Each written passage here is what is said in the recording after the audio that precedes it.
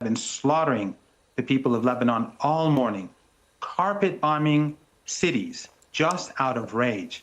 And yet Trump then goes out and says Lebanon was not a part of the deal, where in fact it was, and the Pakistani prime minister said so. So we're dealing with ruthless people.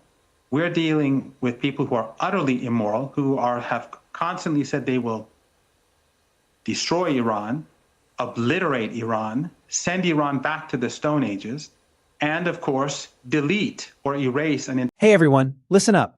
I'm telling you, this isn't just some casual chat you leave running in the background while you're off doing other things. This is one of those moments where you have to stop everything and really tune in. Professor Marandi has returned to Piers Morgan Uncensored at a time when things couldn't be more heated. We're not dealing with abstract ideas here.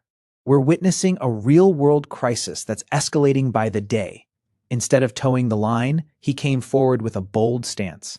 He argued that the facade of strength presented by one side doesn't reflect the actual situation on the ground.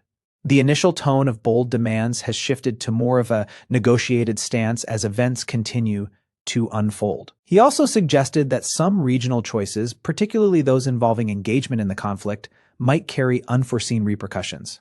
On top of that, he highlighted incidents and claims which he believes aren't getting as much attention in mainstream media. Agree with his take or not, that's your call. But here's the crucial point. Most people only get one version of a story, diluted and prepackaged for easier consumption. What's being offered here is something distinct, a perspective that challenges the prevailing narrative, broadcasted unfiltered in real time. That's precisely why it deserves your attention. In situations like these, comprehension doesn't come from a single source. It emerges by hearing the full spectrum of viewpoints and analyzing them independently. If you're searching for insights that go beyond the headlines and actually scrutinize the content, demanding deeper reflection, then you're in the perfect place. Hit that subscribe button and activate notifications because we're going to keep following this and connect the dots as they emerge. Let's dive into it. Muhammad Marandi. Professor Marandi, welcome back to Uncensored. Thank you very much for inviting me. So the United States claiming overwhelming victory, but with a slight caveat on the battlefield. My take on this is that I think the United States and Israel have had overwhelming military success on the battlefield, but there's been an asymmetric war going on, which has involved the Straits of Hormuz and also the neighboring Gulf countries, Gulf states, where Iran could legitimately lay claim to have been very successful in responding to the military threat by effectively paralyzing the globe economically in terms of the energy coming through that strait. What is your take on this? My take is somewhat different. I don't think the United States won militarily, and of course the Israeli regime has a much smaller military.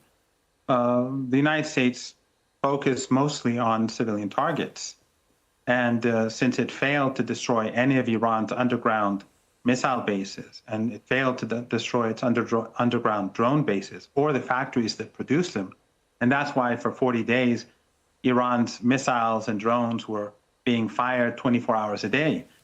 Because of that, they were frustrated and they were constantly bombing civilian targets. In fact, yesterday, they bombed a synagogue.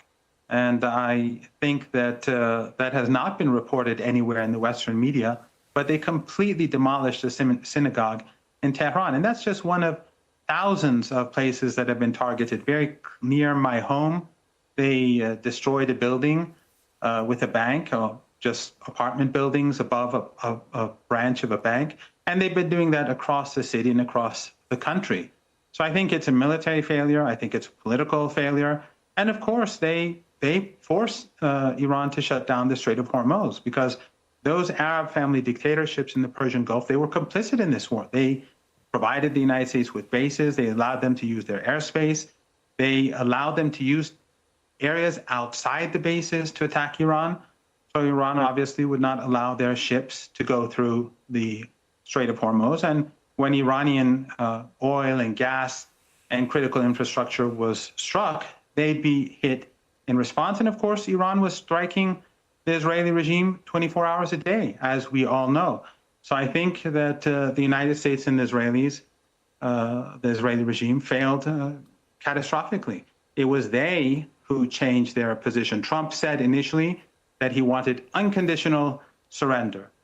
Then, after evolving his position, he gave a 15-point plan. Iran rejected it. And then he ultimately, last night, accepted that framework, the 10-point plan that Iran gave as a framework for negotiations. That doesn't mean we'll have a deal. Iran is not naive. And Trump already attacked this twice as we were negotiating. So Iran is prepared for renewed war. But it is a major achievement. I mean, the major achievement is that the regime that rules in Iran remains intact. And the issue I would certainly have with Pete Hegseth and the others, including President Trump, when they say that it's a different regime because it's different people at the top, I would imagine it's crystal clear that it's IRGC. They remain the regime. It is just a question of different people, but they're all part of the same regime. Would you agree with that? No, I think the Islamic Republic of Iran is quite clearly it has a constitution. The leader is the person in charge. In fact, he was the person who made changes to Iran's proposal and ultimately turned out to be the 10-point plan. We have a president. We have a chair for the Supreme National Security Council. All of these institutions are very important. And I think the most important thing, though, Piers, which will ruffle your feathers, is that the Islamic Republic of Iran, whether you like it or not, has a high degree of popular legitimacy. And during the first week of the war, after Ayatollah Khamenei was martyred, it was basically the people who were on the streets who kept everything running. It took a week for us to elect a new leader.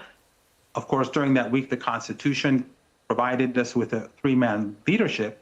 But it was the people who were holding things together. There are no queues or lines at the gas station. No one went and rushed into. None of the people rushed into supermarkets. Everything was as normal. And every night we've seen millions of people on the streets throughout the country, on the streets, defending the armed forces, defending the leadership against this aggression. Can you envisage a situation as part of a deal where Iran voluntarily gives up all its enriched uranium and where it cedes control of the Strait of Hormuz? No, Iran will continue to enrich uranium within the framework of international law. It will be willing to have a deal. We already had a deal to have extra supervision if anyone is truly worried. But remember, Joe Kent, when he resigned, he wrote in his letter, and he was a Trump appointee, a senior intelligence official. He said that Iran was no threat to the United States. He said that Iran was not developing a nuclear weapon. And he said this war is about Zionist pressure in the United States and the Israeli regime putting pressure on the United States. This is was a completely unnecessary war where the Americans murdered many, many Iranians. Donald Trump has said that these are red lines, particularly the enriched uranium. If what you say is true and the Iranian regime will not give up that enriched uranium, it sounds like there may not be a deal. So what happens then? Well, the Trump regime has said many things in the past, and we have been a victim of two wars due to the Trump regime and the Netanyahu regime. And we have come out on top on both occasions, and the world sees that. And we are prepared to defend ourselves in future again. And Trump, by carrying out this war at the behest of the Zionist and Israeli regime, they have badly damaged the global economy, it's going to get a lot worse. And as we speak, in fact, Piers, although Lebanon is a part of the agreement, and that is something that the Pakistani Prime Minister has said openly and in a tweet, the Israelis have been slaughtering the people of Lebanon all morning, carpet bombing cities just out of rage. And yet Trump then goes out and says Lebanon was not a part of the deal, where in fact it was, and the Pakistani Prime Minister said so. So we're dealing with ruthless people. We're dealing with people who are utterly immoral, who have constantly said they will destroy Iran, obliterate Iran, send Iran back to the Stone Ages, and of course, delete or erase an entire civilization. This is what we're up against. But ultimately, the Trump regime recognized that this war is going nowhere, and it is devastating the global economy, and it's going to devastate the US economy if this continues. Of course, all the things you've just said, many people would apply to your own regime, the Iranian regime. But Tehran has apparently said today, in the last few hours, it will withdraw from ceasefire if attacks on the Lebanon continue. That's from Iranian state media. Can you confirm that if these attacks in the Lebanon continue, then Iran will withdraw from this agreement on the ceasefire for 2 weeks? Yes, Iran has already said that it is shutting down the Strait of Hormuz, and it will also punish the Israeli regime if this continues. And the talks won't go anywhere if the terms of the ceasefire are not implemented. You know, I invited you a few times before to come to Iran, Piers, and you rejected to come for whatever reason. Well, I've invited you to come to London, and you've rejected that as well. I've lived in the UK. I've been there. Maybe I'll go one day. I'll come one day. But you should come for the first time. But my advice to you and to analysts in the UK and the United States is to read a book called Going to Tehran, written by two Americans who worked in the White House. One was the head of the Middle East under Condoleezza Rice, of all people, and the other was the head of the Persian Gulf at that time. Flint and Hillary Leverett, they wrote a book called Going to Tehran. If U.S. analysts had read books like this and dealt with Iran realistically, instead of listening to Zionists and Netanyahu, the world would be in a much better place, and probably Iran and the United States would have had normal ties, and there would be no war, obviously. How are relations now, do you think, going forward between Iran and the neighbouring Gulf states, given that Iran has obviously been bombarding many of them with missile attacks, using the fact that they themselves have been attacked as the excuse to do this, and that's carried on post the ceasefire? What is going to happen between these relationships going forward? Well, they should not have allowed their territory to be used to slaughter thousands of Iranians. They wanted to have their cake and eat it too. They wanted to be friends with the United States and allow their territory to be used to slaughter Iranians. And they probably thought that Iran would capitulate within a day or two, something that I told you would never happen. In fact, once upon a time, you told me that all the things that I was saying was bluster. But we saw during the past 40 days what happened. These family dictatorships in the Persian Gulf misread the situation, misinterpreted Iran's capabilities, and they made a major and catastrophic mistake. They will have to pay reparations for what happened to Iranians. And from now on, the Strait of Hormuz will be used to ensure that happens, and also to ensure that the Persian Gulf will never be again used as a platform for aggression, whether it's against Iraq or Iran or Yemen or Syria. These regimes have to behave like normal countries.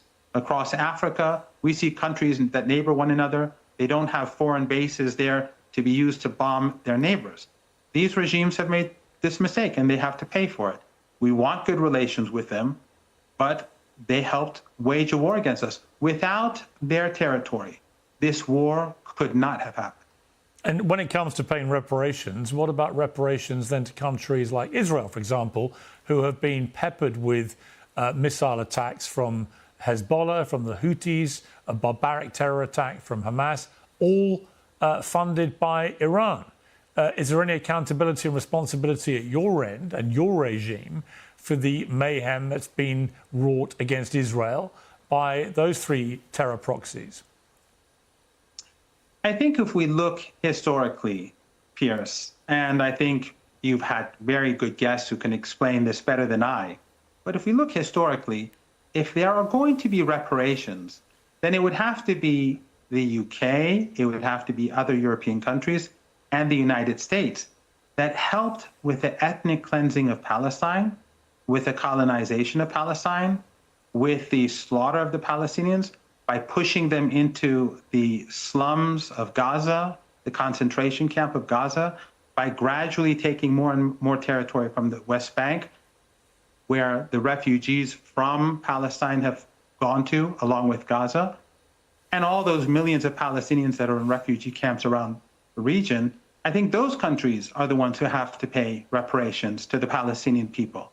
And as long as we have ethno-supremacism, Piers, and as long as people other than Zionists are considered to be Amalek and inferior, this problem is not going to be solved. The Israeli regime yesterday, as I said earlier, bombed a synagogue in Tehran. Why did they bomb these Jews? Because they're non-Zionist Jews. All right, let's dissect this carefully, because this is the moment in the conversation when things either begin to make sense or completely unravel, all depending on how closely you're tuned in. This wasn't just a bunch of empty words being flung back and forth. There were several layers involved, and each one is crucial if you wanted to truly grasp the situation. Let's start with the fundamental question. Did the United States actually secure a military victory, or didn't it? At first glance, the narrative seemed well-balanced. The story went like this. One side had overwhelming force, while the other had strategic leverage. Sounds tidy, sounds fair. But here's the issue. When you examine the actual events, that narrative starts to falter. Because if a military goal is accomplished, the evidence appears in reality, not in statements, not in briefings, in actual results. And the result here is straightforward: sustained capability. When a nation can keep operating, keep launching, and maintain pressure over time, it indicates something specific. The core infrastructure remains intact. That's not spin. That's not an interpretation. That's simply how conflict functions. So the real question is, what exactly was taken out? Because if the primary systems are still active, then whatever was targeted wasn't the critical layer. And that's where the story shifts from certainty to analysis. Now, consider the negotiation aspect. This is where you can really observe how things progressed. Initially, the tone was resolute, with strong demands and clear positions, leaving no room for negotiation. But as time went on, the tone transitioned into organization, into proposals, into frameworks. Here's what many overlook. When a scenario transitions from demands to negotiation, some elements have shifted. Not necessarily everything, but enough to matter. Because outcomes don't just rely on the opening stance, they depend on what you're willing to settle for in the end. And when both parties remain at the table, capable and ready, that's not the posture of a dispute that's been decisively settled. That's an ongoing negotiation. Now, focus on the internal dynamics. There's this common belief, especially in Western assessments, that external pressure will trigger internal breakdowns, that when things get intense enough, the system collapses, but history doesn't consistently support that belief as much as people think. In many situations, external pressure doesn't undermine internal cohesion. It strengthens it. People don't always respond to external forces by turning against their own system. Sometimes they consolidate, they stabilize. They prioritize sustaining the status quo. And if institutions keep functioning, if transitions occur, if structures hold, that tells you something vital. It tells you the system didn't shatter under pressure. And that's more significant than any headline. Now, zoom out to the regional perspective. Decisions made regarding a conflict don't happen in a vacuum. They create a stance. And taking a stance carries with it consequences. When countries align themselves in anticipation of a swift resolution, and that doesn't occur, they're faced with a reality they hadn't accounted for. Not hypotheticals, not forecasts, reality. And that reality tends to persist longer than the news cycle. Another often overlooked factor is context. You can't isolate a single moment and treat it as the full story. Conflicts don't start where coverage begins. They don't reset annually. They don't unfold in tidy separate chapters. They accumulate over time. And if you remove that context, you aren't clarifying the situation, you're altering it. You convert something intricate into something convenient, and that convenience usually supports a narrative, not understanding. And that's where media portrayal comes into play. What gets highlighted, what gets ignored, what gets scrutinized, what gets accepted. Those choices influence perception more than most realize, because once a narrative is established, everything else passes through that filter. Here's the bottom line. What you witnessed wasn't a straightforward win-loss scenario. It was a clash between portrayal and reality, between what's being said and what can tangibly be observed. And when those two don't sync up, you have to choose which to rely on. If you're here for breakdowns that go beyond the surface and question it, make sure you're subscribed and notifications are active. Because discussions like this don't conclude when the conversation does. That's typically when the real analysis begins. Let's continue this journey.